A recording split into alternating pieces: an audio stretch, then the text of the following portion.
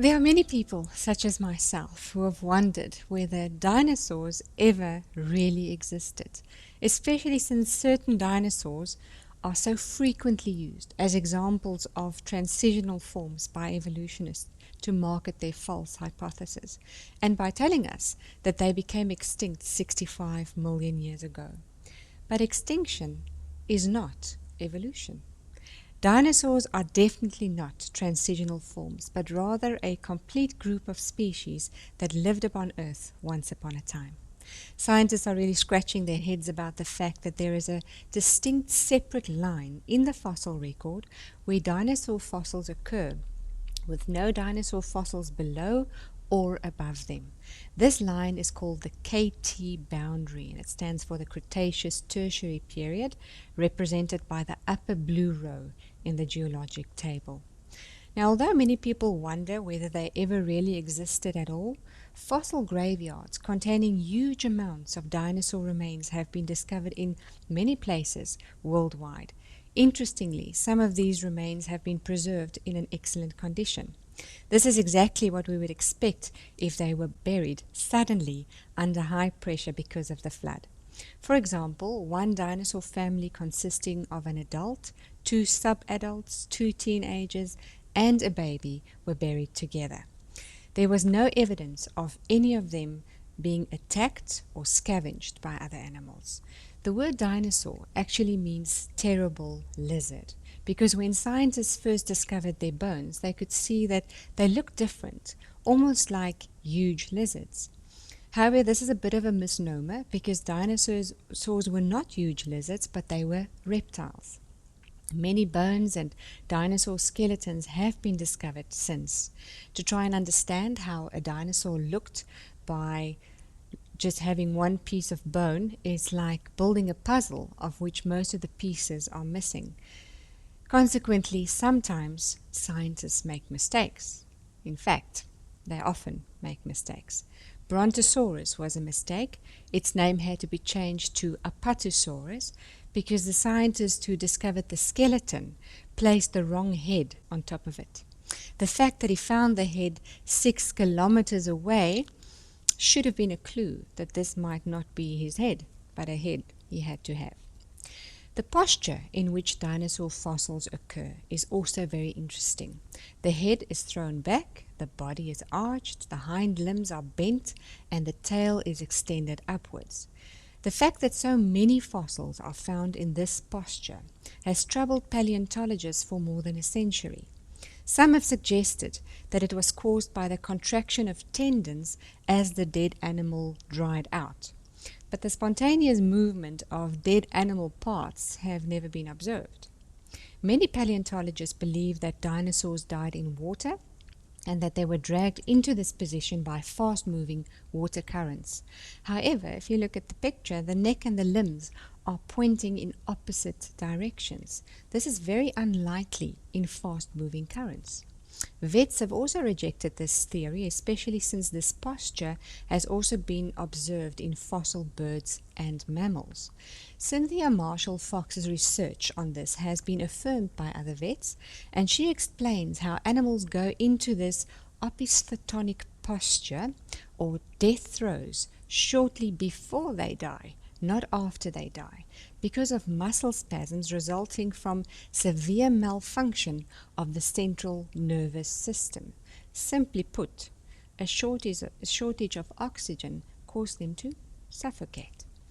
What could have possibly caused this on such a massive scale? The answer is simple: a worldwide flood.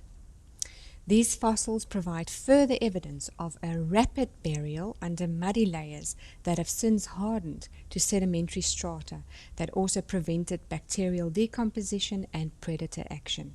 Enormous amounts of water burst forth from the huge underground water sources. The Earth's crust bent and pushed up, resulting in terrible volcanic eruptions, massive earthquakes, and tsunamis on a scale that has never before or since been seen on Earth. The waves of loosened earth and vegetation and trees slid down the side of mountains, rapidly burying millions of plants and animals. So terrible was this event that all people, land animals, and plants outside of the ark had died. Ichnology is the science that deals with the tracks and trails and burrows and any other traces left by living animals. It's a lot like forensic science. Further evidence of their existence are the millions of dinosaur tracks preserved in stone that have been discovered in the sedimentary strata all over the world in about 1,500 different localities. The tracks are almost always in a straight line, indicating that the animals were probably afraid and running away from something. Normal animal behavior usually results in the occurrence of meandering tracks. Geologists from the University of Utah described a remarkable collection of dinosaur tracks known as the Arizona tracks as a dinosaur dance floor because there are so many of them. A further interesting discovery made in this area was the extremely rare fossilized tail drag marks, of which there are less than a dozen in the world. Dinosaur tracks have also been discovered in coal layers in the Colorado mines of the USA. Radiometric dating have confirmed the age of these layers to be only a few thousand years old. Dinosaurs were land reptiles, plesiosaurs were water reptiles, and pterosaurs were flying reptiles. So have people ever seen them? There have been several reports of people who claim to have seen dinosaur-type animals alive. These reports center around some of the most remote jungles in the world, places not normally visited by people. For example, locals in the Congo in Africa are apparently very familiar with the Mokele Mbembe, which they identified from fossil reconstructions as being similar to a small Apatosaurus. People's description of these dinosaur encounters are usually very detailed, sometimes even with illustrations. I think it is something we'll all write down if we bumped into a dinosaur one day on Twitter and on Facebook. Whether it's true, however, is not a foregone conclusion. Yet there is a lot of information available about people who claim to have seen live dinosaurs. Worldwide, there are historical references to dragons, and the description of these animals mostly agree with modern scientific reconstructions of dinosaur fossils. In 900 AD, an Irish writer gave a full description of an encounter with a Stegosaurus. You can read all about that in the book The Great Dinosaur Mystery and the Bible. In another writing from England, dated 1405 AD, a dragon is described in vivid detail and also how it devoured a whole bunch of sheep. You can read more about that in Cooper's book After the Flood History of Europe Traced Back to Noah. We'll look at some more evidence a little later in this lecture. The word dinosaur was only devised in 1841 by Sir Richard Owen. It is therefore a modern word which doesn't occur in the English translation of the Bible because these translations were done years before, between 1500 and 1600 AD. In other words, before Sir Richard Owen devised the word dinosaur. Although the word dinosaur is not mentioned in the Bible, the word dragon does occur more than 20 times in the King James Version. And since there were no death before the fall, dinosaurs could not have lived and died before humans. The water-living dinosaurs, the plesiosaurs, as well as the flying reptiles, the pterosaurs, were created on day 5. The land-dwelling dinosaurs were created on day 6, together with all the other land animals and mankind. As people and animals started to spread across the earth after the flood, from time to time they encountered dragons or dinosaurs. Most of the large dinosaurs were herbivores, plant eaters, and many of the carnivorous dinosaurs spent their time preying mainly on them. This also explains why dinosaurs lived with people before the flood without posing a significant threat to them. After the flood, Animals and people began to fear each other, which coincides with the commission in Genesis 9 that humans were then given permission to eat meat, which is probably the reason why they were hunted to the point of possible extinction. Now remember, God did not instruct Noah to take one pair of every animal kind on earth on board, but only land animals that breathed air, and 7 pairs of the clean kind. Furthermore, only the original kind was taken on board, not every species, subspecies, and variation of today. So yes, there were dinosaurs on board the ark. Dinosaurs were simply another land animal that breathed air and that was created on day 6. And as mentioned in the previous lecture, most dinosaurs weren't even that big at all.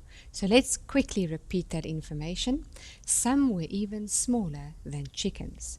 The average size of an adult dinosaur was approximately that of a sheep.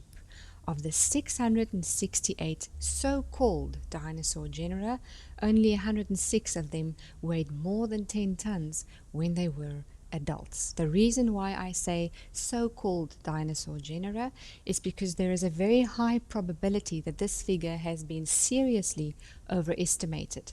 However, Woodmorappi was overly generous to the skeptics, and he used this number anyway when he calculated the number of animals on board the ark. The largest egg ever hatched by a dinosaur was only slightly larger than a football, which tells us that even the biggest dinosaurs, for example the Apatosaurus, used to be small, just like you and me. The younger and therefore smaller animals would have easily fitted into the ark. The average size of all the animals on board was probably that of a large-sized rat, while only 11% of the animals in the ark were substantially larger than a sheep. Flying reptiles, such as the pterodactyls, were also on the ark, but of course no sea reptiles, such as the plesiosaurs. It is commonly believed that dinosaurs went extinct 65 million years ago. However, Genesis teaches that God made all the land animals, including dinosaurs, on day 6, approximately 6,000 years ago. And according to God's word, nothing died before Adam and Eve sinned. Therefore, just as through one man sin entered the world, and death through sin, and thus spread to all men because all sinned. And like I said in the previous lecture, if you choose to believe the word of God in its entirety, that should be sufficient to distinguish the blinding evolutionary light right there. But if you're still wondering, listen further. It's interesting to note that in contrast to mammals that stop growing once they reach adulthood, reptiles continue growing for as long as they live. It follows that the longer they lived, the larger they grew. In the Encyclopedia Britannica, we read as follows. The significant difference between growth in reptiles and that in mammals is that a reptile has the potential of growing throughout its life, whereas a mammal reaches a terminal size and grows no more, even though it may subsequently live many years in ideal conditions. Researchers studying growth rings in dinosaur bones indicated that dinosaurs undergo a kind of teenage growth spurt. Makes me think of my teenage son. The Apatosaurus was used as an example. This animal had a rapid growth phase commencing from the age of about 5 years when it weighed only 1 ton. During the faster growth phase, the animal grew with an astonishing 5 tons per year. That is the size of an elephant, an adult elephant, per year. This growth spurt started to decline at an age of 12 to 13 when the animal weighed approximately 25 tons. That is the equivalent of 5 elephants. Other species showed the same S-shaped growth curve as displayed on this graph. Now, this rapid growth phase would probably have occurred shortly after the animals left the ark. Therefore, the animals would have grown larger faster than the animals preying on them. Also, dinosaurs didn't need to be fully grown before they could reproduce. In 2005, Mary Schweitzer announced the first definitive method of sexing dinosaur fossils. The key was medullary tissue she found in the thigh bone of a young, relatively small Tyrannosaurus rex. In birds, medullary bone serves as a reservoir for the large amounts of calcium that make eggshells. This lines the bone marrow and keeps them from losing calcium from their bones when it is used to make eggshells. The tissue only appears in the bones of females shortly before they lay their eggs. Female dinosaurs have been discovered to have medullary tissue in their bones, but this tissue has also been found in dinosaurs that were not fully grown. It follows that dinosaurs didn't need to be fully grown before they could reproduce. Now there's a place in the Bible where two dinosaurs are described in great detail by God himself, and that is in Job 40 and 41. Within a few years after the flood, God gave Job a firm reminder of his great creative power by referring to this animal. Clearly, this animal was alive in Job's day, otherwise God's description of probably the largest land animal would have made no sense. Some Bible scholars thought it was an elephant because of its size, while others thought it was a hippopotamus due to the fact that it lives in the marsh. However, the fossil record clearly confirms the fact that the elephant was definitely not the largest land animal made by God. Elephants are dwarfed by some of the largest dinosaurs. Let's read. Take a look at Behemoth, which I made, just as I made you. It eats grass like an ox. See its powerful loins and the muscles of its belly. Its tail is as strong as a cedar. The sinews in its thighs are knit together tightly. Its bones are beams of bronze. Its limbs are bars of iron. It is a prime example of God's handiwork, and only its creator can threaten it. The mountains offer it their best food, where all the wild animals play. It lies under the lotus plants hidden by the reeds in the marsh. The lotus plants give it shade among the willows beside the stream. It is not disturbed by the raging river, not concerned when the swelling Jordan rushes around it. No one can catch it off guard or put a ring in its nose and lead it away. Now the tail of this animal is compared to that of a cedar tree. This is a strong indication that this animal was enormous in size. Now look at these two pictures and compare these tails. Neither the short little stump of the hippopotamus nor the cord-like tail of the elephant is comparable to the strong, large shape of a cedar tree. The description of this animal is very similar to that of a brachiosaurus. And as you can see, elephants and hippos are dwarfed by the enormous size of this animal. Furthermore, in Job 41, reference is made to a leviathan. Job 1 and 2 tells the story of Satan, who claimed that Job was only faithful to God because he benefited from this relationship. Satan argued that when Job's property and people is taken away, Job would turn against God. God allowed Satan to take Job's possession and people, but Job remained faithful.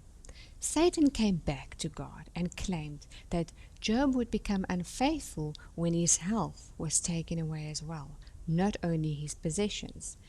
The rest of Job describes the story of how he struggled to make sense and understand why all these terrible things came upon him. Many theologians say that it is incomprehensible that after Satan lodged all these complaints, he is not mentioned again in the book of Job, and the story seems to end with a lot of loose ends.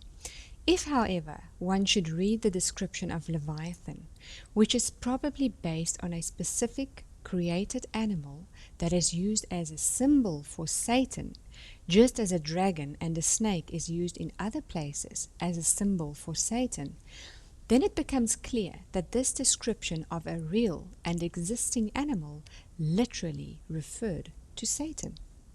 So God explains to Job, after he switched his attention to all the wonderful aspects of his creation, such as the behemoth, which was the first of the land animals, that only he, who is God, can overcome Satan, also a created being.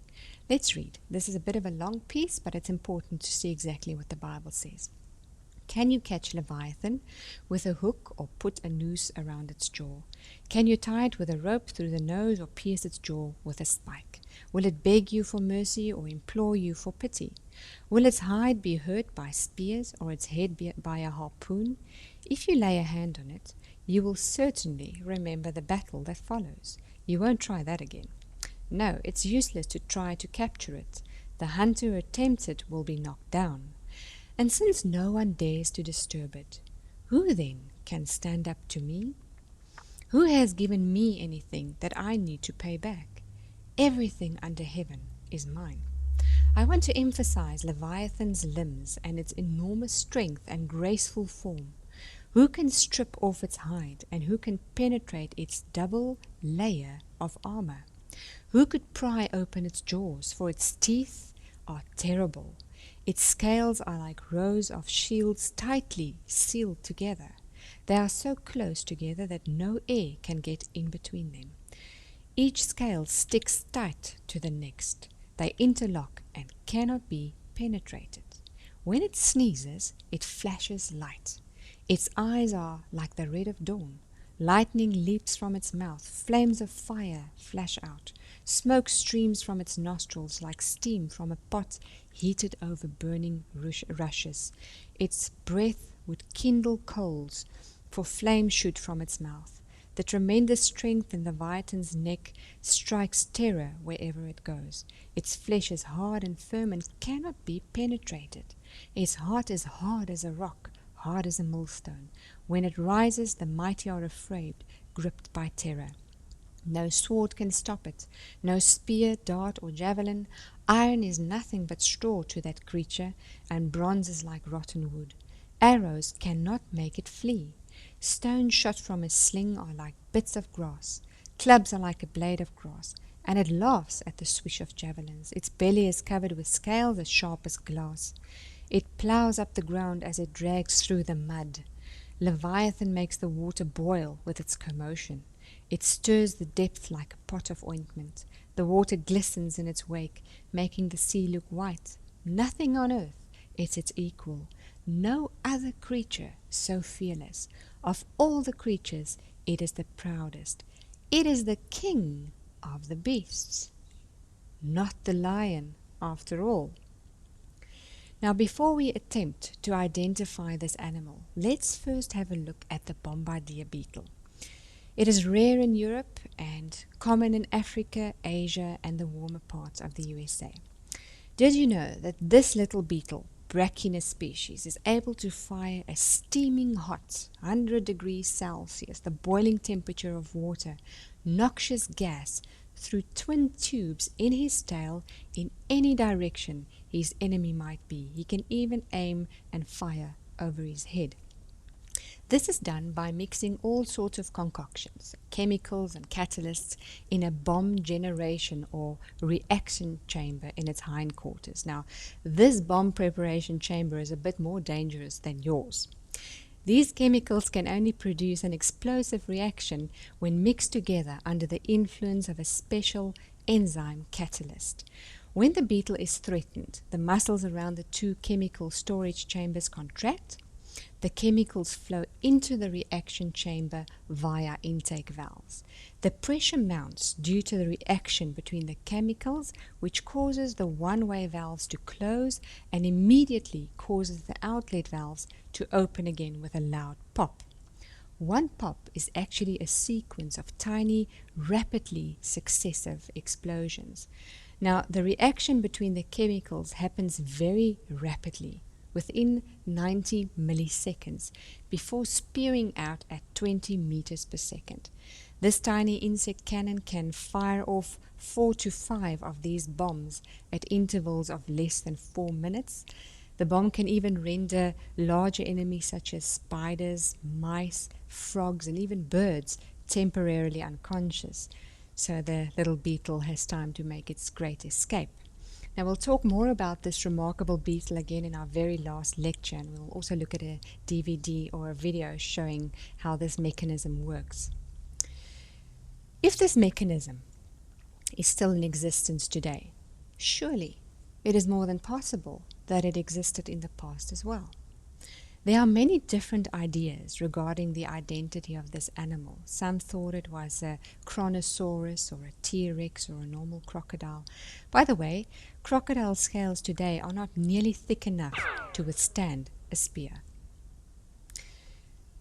CMI proposes that it is probably a Sarcosuchus imperator, a monstrous armored type of crocodile with the name supercroc. The first Sarcosuchus imperator fossil was discovered in the Sahara Desert in 1964. A further 5 fossil remains were discovered in the Tenere Desert, Nigeria, in 2000 and 2001. This animal had an unusual ball-shaped opening at the front of its snout.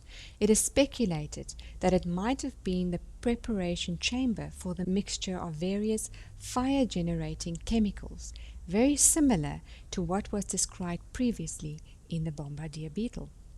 An article on this discovery was presented in the December 2001 publication of National Geographic. The description of the animal is remarkably similar to that which is given in Job. The skin is described as gorgeous armor, with foot-long bony scales that look like roofing tiles, very densely packed to form an impenetrable shield around the animal's neck, back, and tail. They write that it is especially the skull with which nothing else can be compared. More than 100 teeth are in that mouth, and in contrast to crocodiles alive today, the skull of supercroc becomes wider towards the front, where it is further armed with a row of enlarged deadly canines. The force of the bite is estimated at 8 tons. Just for interest's sake, humans will tear into their steaks with a bite force of about 120 kilos. Hyenas bite into their bones at 918 kilos, and a saltwater crocodile will have a bite force of around 1.6 tons. So clearly supercroc was in a biting class of its own. The most complete skull is almost 2 meters in length from front to back. Now this 13-meter long armored reptile with a 2-meter long head and frightening teeth, 8-ton bite force that possibly breathed out smoke and fire, sounds like an excellent candidate for the Leviathan of the Bible, don't you think? So let's ask the question again. Have people ever seen dinosaurs? Drs. Don Patton and Dennis Swift discovered carvings of a dinosaur, a Stegosaurus, dating from 1186 AD on the outer wall of the Cambodian temple of Ta Prohm. Copper engravings dating back to the 1400s can be seen in the Carlisle Cathedral in the UK. These engravings of dinosaurs are so clear that even a small child would easily recognize it as such. The dinosaurs are depicted with animals such as fish, a dog with a collar, a pig, a bird, and other familiar animals. How can you draw or make an engraving of something in such detail if you've never seen it before? And remember, the dinosaur fossils were only discovered much later, in the early 1800s. The answer is clear. People knew what they looked like because those animals were alive at the same time, together with other familiar animals. Unfortunately, some initially plausible evidences for man's contemporaries with dinosaurs have later turned out to be mistaken. Ever since their discovery, huge controversy has reigned regarding the Ica stones in South America depicting humans and dinosaurs together.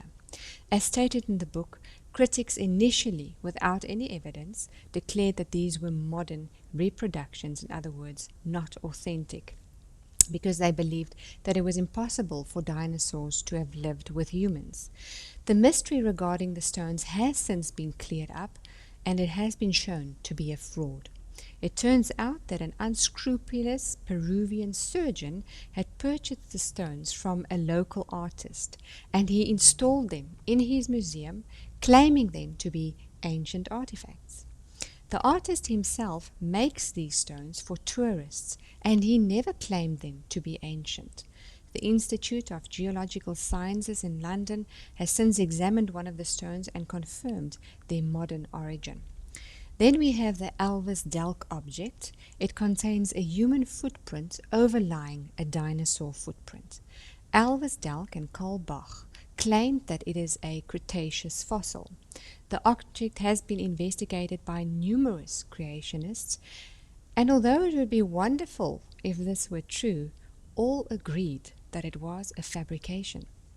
Because of the fact that certain people continue to promote non-credible evidence, which do not stand up to critical scrutiny, their work is not published by credible creationist organizations such as CMI. Promulgating unreliable evidence negatively impacts one's reputation and credibility. The most important point here is that we should be committed to distributing the truth about the biblical record of creation, the fall, and the flood. But we should refrain from distributing misinformation in the name of Christ.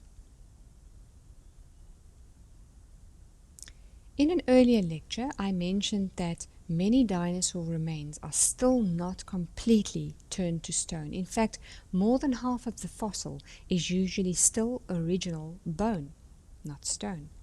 There are very interesting biological discoveries confirming the young age of dinosaurs. Moreover, these discoveries were made by an evolutionist named Mary Schweitzer, whom we referred to earlier, as well as her team. Amongst other things, they discovered soft tissue, red blood cells, and flexible blood vessels in dinosaur bone. It caused quite a stir in their laboratory, to say the very least, and Dr. Schweitzer herself admitted that she could not believe it until they repeated the experiment 17 times. Based on known biological laws, soft tissue cannot remain intact, soft and stretchy for 65 million years. And it is not just dinosaur soft tissue either, but also the presence of detectable proteins such as collagen and hemoglobin, complex molecules that continuously tend to break down to simpler ones. The set measurable rate of decomposition of certain proteins is entirely consistent with an age of about 4,500 years since the flood, but definitely not in harmony with millions of years. To physically observe not only proteins but also microstructures of cells after 4,500 years is already amazing, considering the fact that bacteria normally attack these structures quite easily. However, believing that proteins could last for tens of millions of years requires an enormous leap of faith. According to a report in the journal The Biochemist, even if collagen was stored at 0 degrees Celsius, it would not be expected to last even 3 million years. Many still seem to choose to believe in the impossible evolutionary fairy tale. Schweitzer should have drawn the logical conclusion that these bones are young. But because of her blinding evolutionary worldview, her colored lenses, she will not even consider the possibility, because in her eyes, dinosaurs must be 65 million years old. Actually, her own words describes this the best. It was exactly like looking at a slice of modern bone, but of course, I couldn't believe it. I said to the lab technician, the bones are, after all, 65 million years old. How could blood cells survive that long? Fairly recently, there has been a spate of popular articles claiming that Dr. Schweitzer may have found the solution to the soft tissue problem. She suggested that the iron-containing hemoglobin molecule in red blood cells may have helped to preserve and conceal ancient proteins within dinosaur tissue. She tested this idea, and we need to briefly clarify her conclusions as quoted from her technical paper. Hemoglobin increased tissue stability more than 200-fold from approximately 3 days to more than 2 years at room temperature. As stated by Calvin Smith, it is the seeming simplicity of this argument that gives it its power to appease an uninformed public. The reality is that even under modern scrutiny, Dr. Schweitzer's explanation quickly falls to pieces. In her new paper, she discusses experiments that are totally unrepresentative of the conditions under which dinosaur remains were actually preserved, because they actually soaked one group of ostrich blood vessels in iron-rich liquid made of red blood cells and another group in water. Of course, the blood vessels in the water turned into a disgusting mess within just a few days, while those soaked in red blood cell concentration remained recognizable at room temperature after 2 years. Pure hemoglobin was used, not materials that could be expected to mimic what would be present in an animal carcass. In other words, blood vessels soaked in laboratory-prepared hemoglobin is certainly not representative of decomposing bones. How realistic is a concentrated hemoglobin extract compared to the real world? While it is true that concentrated hemoglobin might preserve for some time, it does not follow that natural dilute hemoglobin will act in the same way. A practical example of this is lungs and gills, tissues that are rich in blood vessels, yet they decay very quickly. The suggestion that the blood vessels remained recognizable for 2 years, that it somehow demonstrates that these could last 35 million times as long, requires much faith.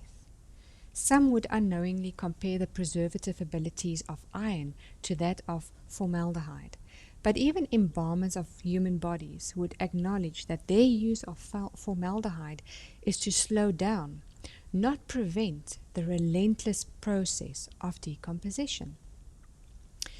It's quite possible that the hemoglobin in Schweitzer's experiment pickled the blood vessels so that neither bacteria nor enzymes could degrade them. This requires a concentrated solution of the pickling agent, usually salt and acidic conditions. If this is the real explanation, then a dilute solution as normally found in tissues would not work anyway. But that's not all. DNA is the genetic material we inherit from our parents, as you are well aware of by now. The discovery of DNA in dinosaur bones presents an even bigger problem for long-age fans. In estimates done to determine how long DNA can remain stable before it decays, an upper limit of 125,000 years was set at 0 degrees Celsius, 17,500 years at 10 degrees Celsius, and 2,500 years at 20 degrees Celsius. More recent research indicates that even if DNA could last as much as 400 times longer in bone, as discussed in a fairly recent paper, it is still not nearly enough to account for the proposed dinosaur extinction at 65 million years ago. Schweitzer's team detected DNA in 3 independent ways, and even DNA in its double-stranded form, indicating that it was well preserved. They also detected a specific protein called histone H4. Not only is the discovery of yet another protein a problem for long ages, but this is a specific protein for DNA.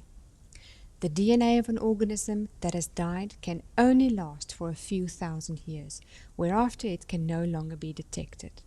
In the prestigious journal Nature, Brian Sykes stated that the rate at which DNA breaks down in the laboratory is such that no DNA should be left after 10,000 years.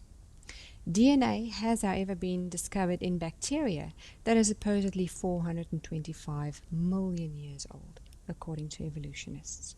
Furthermore, carbon-14 has been discovered in their bones. We will be talking about carbon-14 in detail in a later lecture, but just briefly. Everything that is or that was alive contains carbon-12 and carbon-14. Carbon-14 is radioactive. When the organism dies, the carbon-14 within the organism commences with radioactive decay. This simply means that the carbon-14 becomes less and less and less. The less remaining within the organism, the longer ago it died.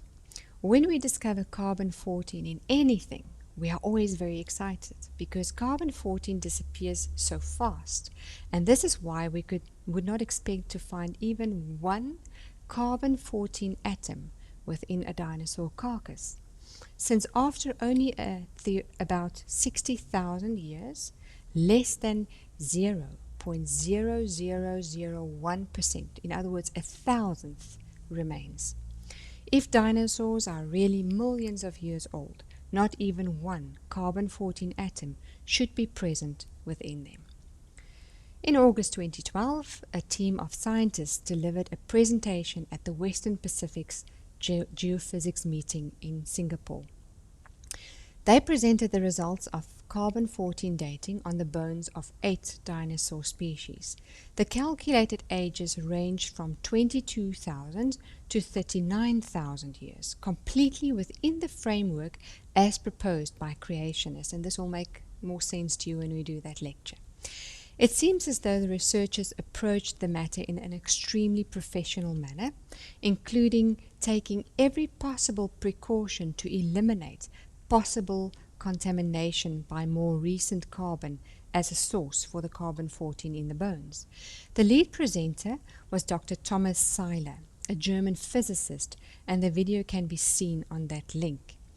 Extremely interesting is the fact that the abstract, which is a summary in the program referring to these results, was removed by 2 chairmen of the conference because they could not accept the carbon-14 findings in dinosaurs.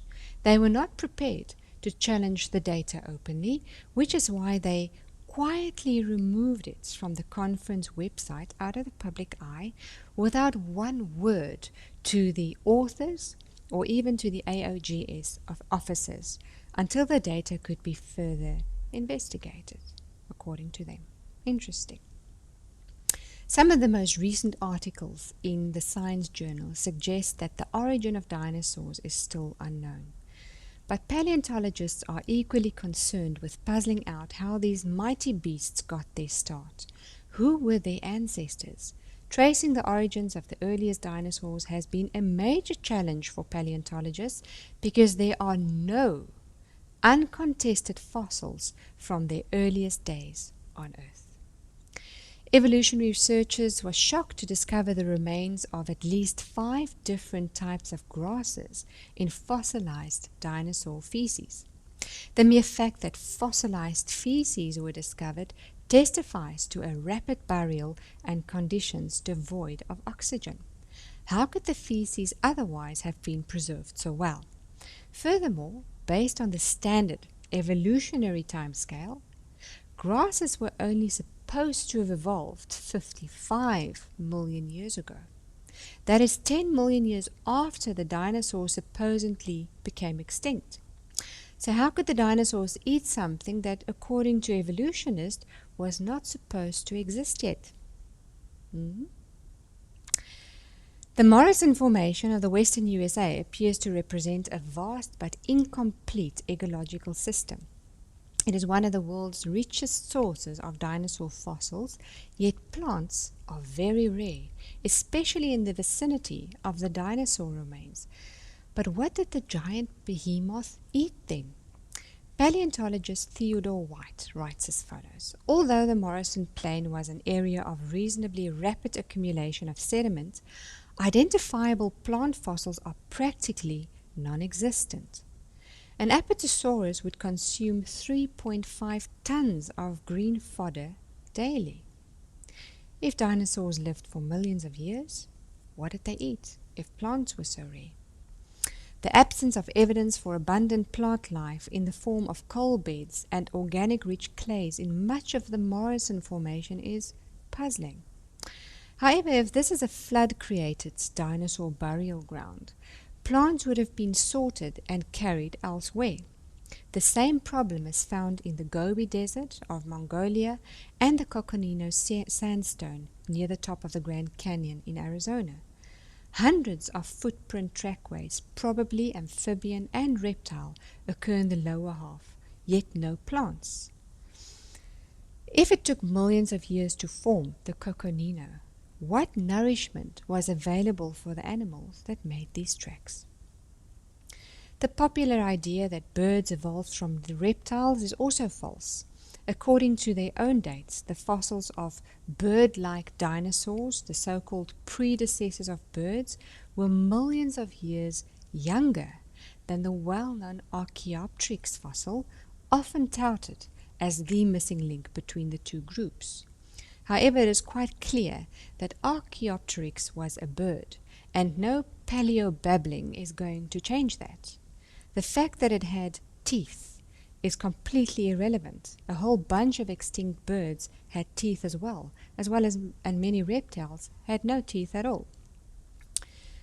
That strange bird, Archaeopteryx, with a long lizard-like tail, bearing a pair of feathers on each joint and with wings furnished with two free claws, has been discovered in the Oolitic states of Solnhofen. Hardly any recent discovery shows more forcibly than this how little we as yet know of the former inhabitants of the world. And who is talking here? It is Darwin. Please note, not one word from Darwin about it being what he so desperately needed, an intermediate between reptiles and birds. The first dinosaur proposed in 1996 as evidence of bird evolution is Sinosauropteryx prima. 4 paleontologists discovered that the so-called feathers were simply a parallel arrangement of collagen fibers. These also occur in many other types of fossilized animals such as pterosaurs, ichthyosaurs, other reptiles and dolphins. Clearly, these collagen fibers are not limited to or unique to dinosaurs. Not all evolutionists believe that birds arose from dinosaurs.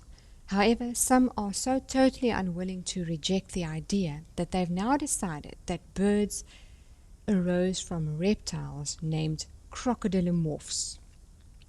They propose that these small crocodilian reptiles lived in trees, where at first they jumped from tree to tree, whereafter they miraculously started to glide.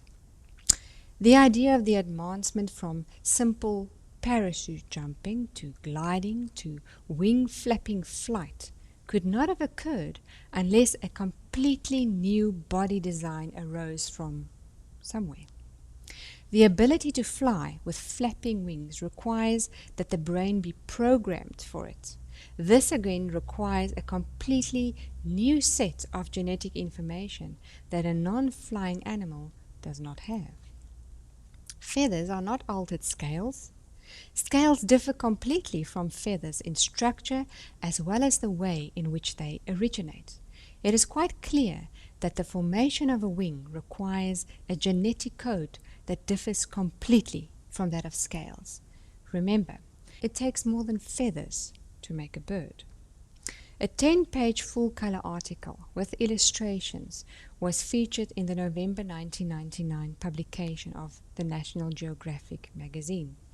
In this article, it was declared that irrefutable proof has been discovered for the evolution of dinosaurs into birds.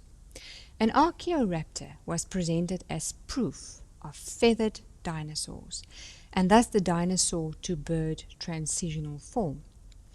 The article had an illustration of a young T-Rex with feathers as well as many other dinosaurs that suddenly received a covering of feathers. The article's promotion of the idea that birds evolved from dinosaurs attracted fierce criticism, even from the evolutionist camp.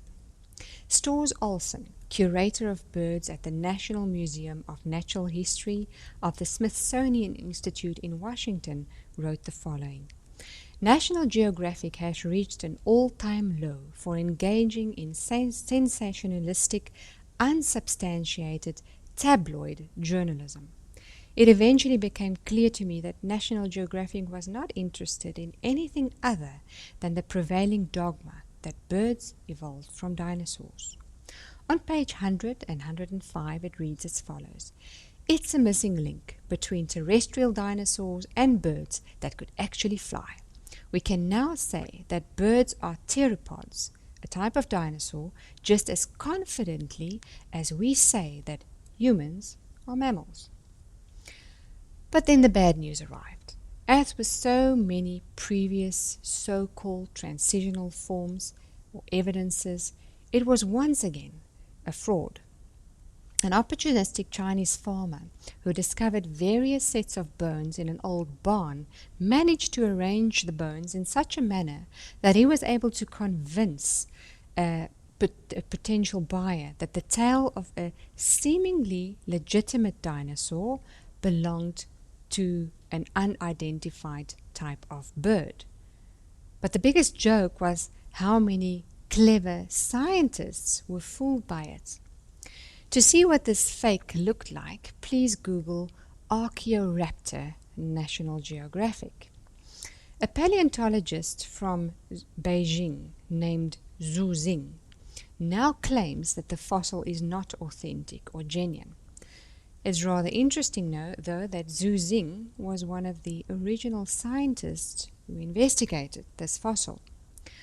Archaeoraptor liangulensis was actually a composite, a combination of the body and head of a bird-type creature and the tail of another dinosaur. In due course, and further studies showed that this fossil was a doctored combination of up to 5 separate specimens. In the March 2000 publication, National Geographic recanted and gave a rectification of the earlier article, hidden in small print in the somewhat obscure forum section. After observing a new feathered dromaeosaur and comparing it with a fossil known as Archaeoraptor, I have concluded that Archaeoraptor is a composite, a dromaeosaur, tail and a bird body. Zhu Xing is one of the scientists who originally examined Archaeoraptor. So why did they go extinct? Many possibilities have been suggested for the extinction of the dinosaurs, including volcanic eruptions, climate change, as well as egg predation by small animals. However, far more delicate types of game have survived volcanic eruptions, climate change, and egg predation.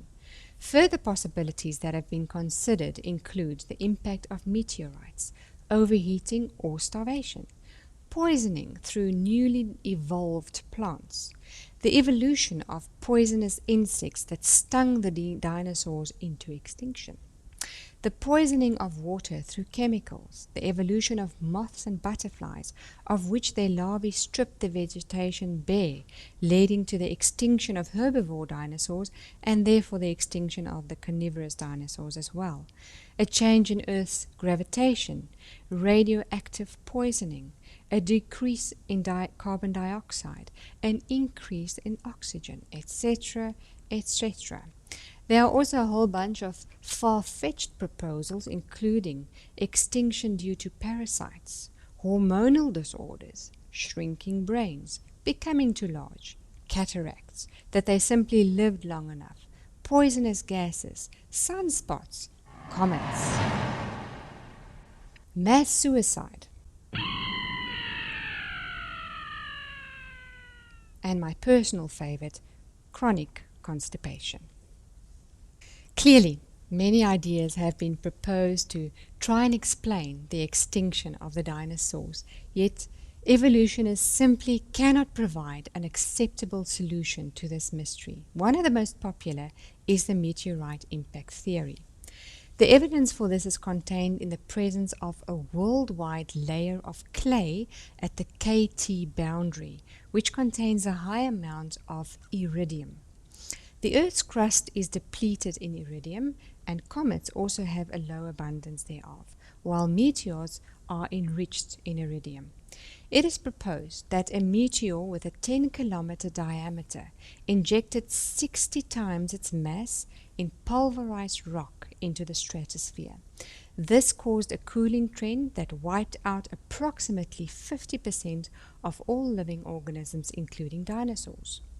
Others propose that the impact caused a sudden short-time rise in temperature. There are currently around 150 probable impact craters on Earth. Mike Ord, an atmospheric scientist and meteorologist, agrees that most of the iridium anomalies, meaning that it deviates from the mean, were caused by the meteorite impacts during the flood. The reason is that the crater, which formed by meteorite impact during the flood, is expected to have eroded greatly while also being filled with sediments. Only the vague circular outline with little or no detectable remnant particles is expected to be visible. If it occurred after the flood, one would expect to see relatively sharp outlines as well as visible remnant particles. Since most of the impact craters are barely detectable in the flood sediments, it is very likely that most impacts occurred during the flood. Some have proposed that the meteorite impact triggered the flood. Many evolutionists agree with the fact that the high iridium content could also have been caused by volcanic activity. This is in agreement with the breaking up of the fountains of the Great Deep and confirmed through evidence of massive volcanism around the KT boundary. It was further explained how all the dinosaurs, except those in the Ark, were wiped out and buried during the flood. The worldwide occurrence of dinosaur graveyards provides further evidence of this catastrophic event. The largest bone graveyard in the world is located in north-central Montana, USA, where approximately 10,000 duck-billed dinosaurs are entombed in a thin layer over an area of 2 kilometers by 0.5 kilometers. The bones are completely disassociated, and the violence of this event is described as follows by Horner and Gorman. How could any mudslide, no matter how catastrophic, have the force to take a 2 or 3 ton animal that had just died and smash it around so much that its femur, still embedded in the flesh of its thigh, split lengthwise? The meteorite impact theory poses far more questions than solutions, even to the evolutionists. One of them being the fact that the evolutionary dinosaur extinction date does not coincide with the age of the craters formed by the meteorite. We also have to ask why environmentally sensitive plants and animals such as frogs and tropical plants survived, but the dinosaurs, which were apparently very well adapted to various environmental conditions, became extinct. How peculiar that dinosaurs are so regularly presented in museums as so-called superior evidence of evolution, while in reality they do not prove anything at all relating to evolution. None of them evolved from nor into anything else. They are clearly a separate species, and their sudden extinction can in no way be explained by the evolutionary hypothesis. From a biblical perspective, there is no mystery at all surrounding the extinction of the dinosaurs. The sedimentary rock layers, which contain the evidence of dinosaur fossils, are not an evolutionary record of extinction over millions of years, but rather a legacy, proof of the largest burial that ever took place on Earth. One pair of every kind of land animal, including dinosaurs and also birds, survived in Noah's Ark, filling the earth again after the flood. Since that time, many different animals became extinct, not only the dinosaurs, as a constant reminder of the serious effect of sin. As in the case with the dodo of Mauritius, it is more than possible that dinosaurs became extinct due to human impact, especially since people saw them as such a threat. If such a huge number of scientists were not stuck in their millions of years indoctrination, they would have had no problem with the fact that humans and dinosaurs lived at the same time until the dinosaurs gradually disappeared. In the next lecture, we will look at the hypothesis of human evolution. Thank you very much.